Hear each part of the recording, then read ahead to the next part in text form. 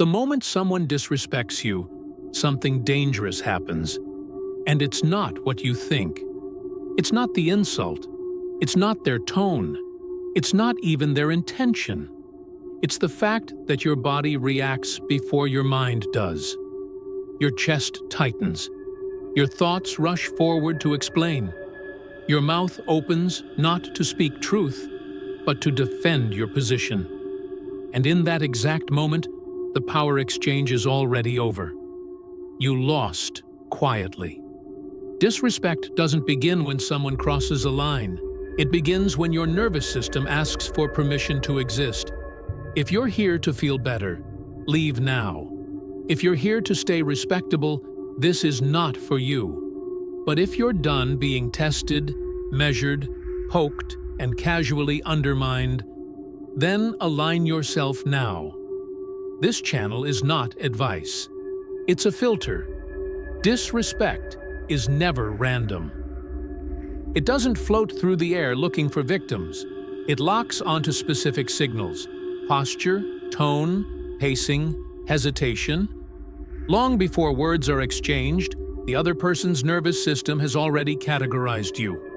Safe, negotiable, explaining.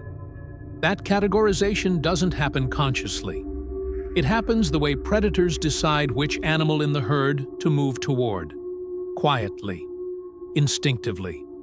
And once it happens, no clever sentence will reverse it. Most people misunderstand this and make the worst possible move. They think disrespect is an external problem that requires an external correction. They raise their voice. They justify their actions. They explain their intentions. They present evidence. They think clarity earns respect. In reality, clarity offered too soon signals something else entirely. A need to be accepted inside a frame that was never yours. The moment you explain yourself, you're no longer equal.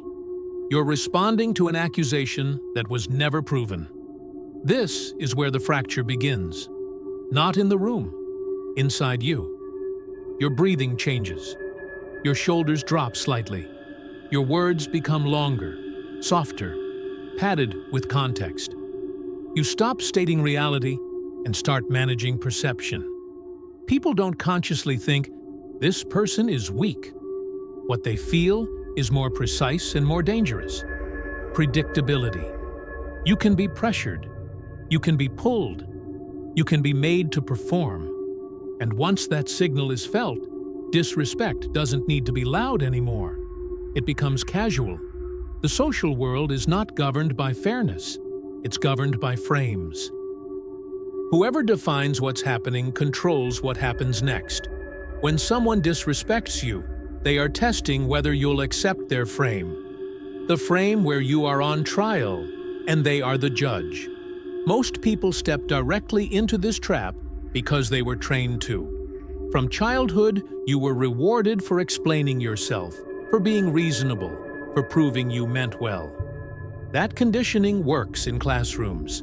It fails everywhere power exists. Here's the part no one tells you. Respect has nothing to do with being understood. Understanding is neutral. Respect is positional. You don't earn it by clarifying yourself. You earn it by refusing frames that place you beneath someone else's interpretation. This is why some people are never disrespected, even when they say very little. Their presence communicates something before words arrive. Not aggression, not arrogance, but certainty. And certainty doesn't argue. This is where the old political thinkers understood something modern people forgot. Niccolo Machiavelli never advised rulers to be liked, understood, or emotionally transparent. He understood that power dissolves the moment you explain it. Authority lives in what you do not rush to justify. Disrespect dies when it has nothing to push against. When there is no emotional surface to land on, the attack collapses under its own weight. Most people think silence is weakness because they experience it as internal chaos. Their mind races. Their heart pounds. They want relief, so they speak. not to dominate, but to discharge discomfort. The other person feels this instantly. Silence, when untrained, feels like exposure. Silence, when controlled, feels like threat. The difference is internal. One leaks need, the other projects inevitability. And that difference determines whether you are tested again or never tested at all. Before any method can work, this identity shift must occur. You stop seeing disrespect as something to correct and start seeing it as information, a signal, a probe. Once you understand that, you no longer react emotionally. You observe. You let the moment stretch. You deny the other person the reaction they expected. And in that stretch of silence, something subtle begins to reverse. The frame loosens, the pressure shifts, and the method, the one that kills disrespect instantly, can finally be applied. What you felt in that moment, the urge to respond, to clarify, to correct, was not instinct.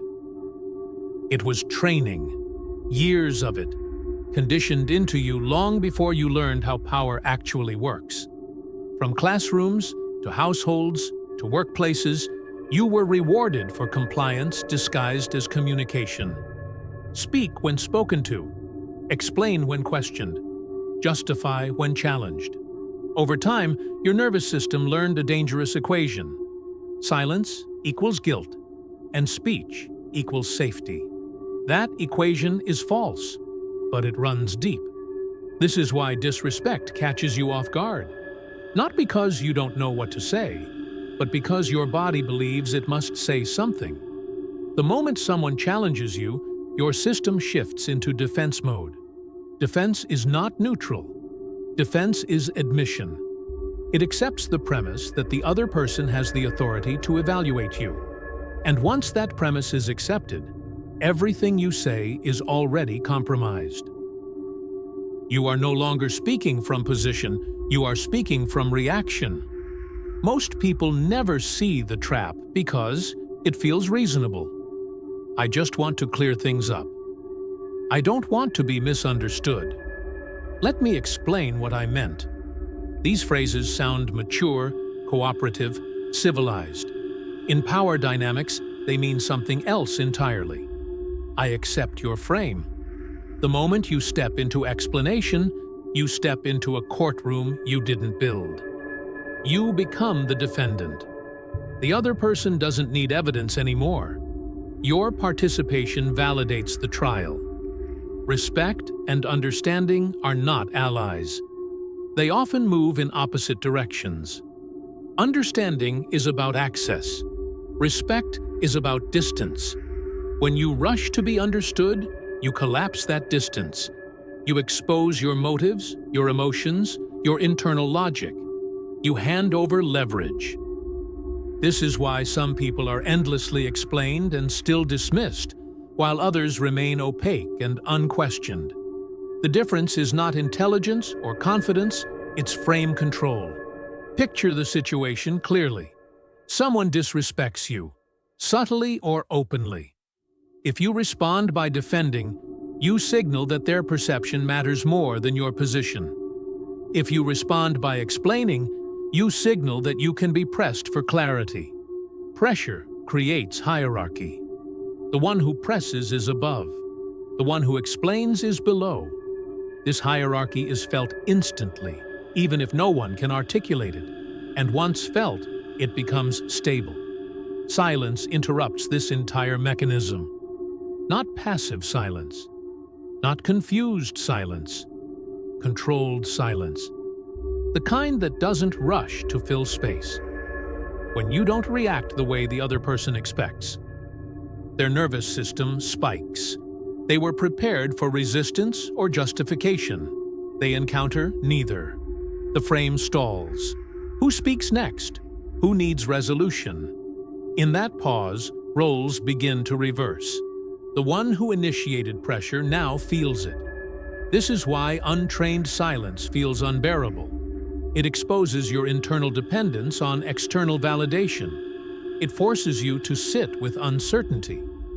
Most people break here. They speak to escape discomfort, not to assert truth. But when you hold the silence, when you don't rush, don't flinch, don't fill the gap, something changes. The other person starts revealing themselves. They explain, they justify, they soften. The trial quietly switches sides. This is the threshold. Once you see that explanation is not safety, but submission, you can no longer unsee it. You stop chasing clarity. You stop trying to control perception. You begin to understand that the fastest way to kill disrespect is not confrontation. It's refusing the game altogether. And now that this conditioning is exposed, the method itself can be applied cleanly, precisely, and without hesitation. Now the method becomes visible, not as a tactic you perform, but as a position you occupy. The core principle is simple, but simplicity doesn't mean ease. You do not defend, you don't correct the accusation, you don't clarify the misunderstanding, you don't counter the tone. Defense assumes legitimacy. Non-defense dissolves it. When you refuse to defend, you deny the other person the authority they assumed they had. The pressure they applied has nowhere to land. It falls inward. Silence is the first blade, but not the only one. Silence creates a vacuum, and human beings are wired to fill vacuums. When someone disrespects you, they expect resistance, emotion, or explanation. When none arrives, their nervous system panics. They don't consciously think, "I've lost control." They feel it. Their posture shifts. Their voice adjusts. They begin to explain themselves. This is not because you dominated them verbally, but because you refused to play the role they assigned you. Consider a workplace moment, a subtle jab in a meeting, a dismissive comment framed as humor. Most people smile, defend, or over-explain. You don't. You pause. You look at them. Not aggressively, not warmly, neutrally. You let the comment exist without response. The room feels it. The person who spoke feels it most. They either backtrack, add context, or soften their position. The disrespect dies not by confrontation, but by exposure. In personal relationships, the test is sharper. Disrespect often arrives disguised as concern, sarcasm, or just being honest. If you argue the point, you validate the test. If you explain your intentions, you signal investment in approval. Instead, you acknowledge without submission, a short response, a neutral acceptance, or no response at all. This creates a mismatch between their expectation and your behavior. The test fails, and failed tests are rarely repeated. There is a second blade used sparingly. Agree and amplify. When an accusation is vague or exaggerated, you don't resist it. You lean into it calmly, not sarcastically, not emotionally. Matter of fact. This strips the accusation of its power. It removes the emotional payoff the attacker sought. Without payoff, the behavior extinguishes itself. This is not self-deprecation, it's strategic detachment. You show that their words cannot move you into defense. Then there is fogging, the refusal to provide clarity on demand. Short, non-committal responses that neither confirm nor deny. No emotional data, no narrative, no fuel. Fogging frustrates manipulators because it starves their strategy. They want you readable, predictable, reactive. Fogging makes you none of those. Over time, people learn that probing you produces nothing useful. Disrespect relies on leverage. Fog removes leverage entirely. The most important distinction happens internally. You separate who you are from what you do. Disrespect only penetrates when identity and behavior are fused. When criticism of action feels like criticism of self, you react. Once separated, attacks glance off. You can accept feedback without shrinking. You can hear hostility without absorbing it. This separation is what allows you to remain calm while others escalate. Calm becomes dominance by contrast. At this point, something irreversible happens. You stop trying to control outcomes and start controlling position. Disrespect no longer feels urgent. It feels informative. You see who tests, who retreats, who adapts. The social environment reorganizes around this shift. People either rise to your level or remove themselves. And with this method in place, the final vulnerability must be addressed. The internal wounds that once made disrespect hurt at all. Disrespect only hurts where something is still hidden. The insult doesn't land on strength. It lands on uncertainty. On the parts of you that are unresolved, denied, or quietly defended. This is why two people can hear the same words and experience entirely different reactions. One stiffens, the other remains still. The difference is not confidence, it's integration. What is owned cannot be used against you. Most people spend their lives polishing a surface identity while pushing everything uncomfortable into the dark. Doubt, anger, ambition, envy, weakness. They pretend these things don't exist, then panic when someone points toward them. Disrespect feels like exposure because it threatens to reveal what you've tried to hide, even from yourself. As long as this split exists, you are vulnerable. Silence alone won't save you. The internal work must be done. Shadow integration is not self-love. It's self-recognition. You look directly at the traits you were told to suppress, and you stop arguing with their existence. You don't justify them. You don't perform morality. You acknowledge reality. The moment you do this, shame loses its grip. Shame requires denial to function. Once denial ends, insults lose their aim. There is nothing left to uncover. This is why people who are fully integrated appear calm under pressure. Not because they are numb, but because there is no internal contradiction to exploit. When someone tries to disrespect them, the words slide across the surface and fall away. No reaction, no explanation, no emotional leakage. The attacker senses this immediately. They feel as though they've thrown a punch into fog. No resistance, no impact. Ego collapses here, and this is necessary. As long as your identity depends on being seen a certain way, you will protect it. Protection creates tension. Tension creates tells. Tells invite pressure. When the ego relaxes its grip, so does the need to defend. You stop performing. You stop managing impressions. You stop caring whether the other person understands you. Understanding becomes irrelevant. Many people imagine power as a fortress, walls, armor, defenses. This is the wrong image. Fortresses invite sieges. They signal something worth attacking. True power is closer to wind, unfixed, unreactive, present but not rigid. When disrespect meets rigidity, it creates fracture. When it meets flexibility, it dissipates. The wind does not argue with stones, it moves around them. Emotional neutrality is often misunderstood as coldness. It isn't. It's clarity without attachment. You feel what you feel, but you do not broadcast it. You experience emotion privately and act publicly with precision. This separation is what makes you untouchable. Others may escalate, provoke, or dramatize. You remain steady.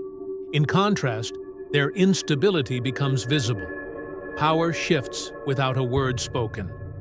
At this stage, disrespect has nowhere to go. Not externally, because you don't react. Not internally, because there is nothing hidden to strike. What remains is choice. You can engage or disengage. Respond or remain silent. Either way, you are no longer moved. And when this position is stable, one final step remains: the discipline that locks this identity in place permanently. Understanding without discipline decays. Insight without behavior becomes entertainment. So this is where theory ends and initiation begins. For the next 7 days, you will not defend yourself, verbally, emotionally, or psychologically. No explanations, no clarifications, no justifications. If accused, you pause. If misunderstood, you let it stand. If tested, you observe. This is not passivity. It is restraint. And restraint, practiced correctly, rewires your position faster than any confrontation ever could. The first reactions will be internal: anxiety, urgency, the sense that something is wrong because you're not fixing perception. That discomfort is withdrawal. You are starving a habit that once controlled you. The second reactions will be external. People will probe harder. They will repeat themselves. They will escalate slightly. This is predictable. Systems push back when leverage disappears. Do not mistake this for failure. It is confirmation that the old access is gone. By day 3, something shifts. The tests become inconsistent. Some people soften, others become cautious. A few withdraw entirely. This is not because you asserted dominance. It's because your behavior no longer supplies the emotional data they relied on. Without feedback, they cannot calibrate pressure. Disrespect requires calibration. Without it, it collapses into uncertainty. And uncertainty is uncomfortable for the one who initiated the probe. By day 5, the social field reorganizes. Conversations change tone. Interruptions decrease. Assumptions slow down. You will notice people choosing words more carefully around you, not out of fear, out of recalibration. You have become harder to read, harder to push, harder to position beneath anyone else's interpretation. Respect begins to emerge not as warmth, but as distance. And distance is the soil where authority grows. This is where identity locks. You stop asking whether someone likes you. You stop monitoring reactions. You stop rehearsing explanations that never get used. Your attention turns inward and forward. What matters is not how you are perceived, but how you are positioned. This is the sovereign shift, when your sense of self is no longer negotiated socially. It is assumed internally. Once assumed, it does not need reinforcement. This power carries responsibility, not because it is dangerous to others, but because it is tempting to misuse. The goal is not intimidation, not domination, not emotional punishment. The goal is clarity. You use this position to remove noise, not create fear, to end games, not escalate them. Power without discipline rots. Discipline without cruelty endures. When you reach this point, disrespect doesn't vanish because people become kinder. It vanishes because it no longer finds a surface. There is no friction, no reward, no echo. The behavior extinguishes itself. People sense that pushing you produces nothing useful. And so they stop. Not consciously, instinctively. The same way predators abandon prey that doesn't respond like prey. This is not a technique you turn on and off. It is a position you inhabit. Quiet, unreactive, unavailable for manipulation. Once adopted, it changes how you move through rooms, conversations, and conflicts. You do not announce it. You do not explain it. You simply live from it. And from that place, disrespect doesn't need to be fought. It dies on contact.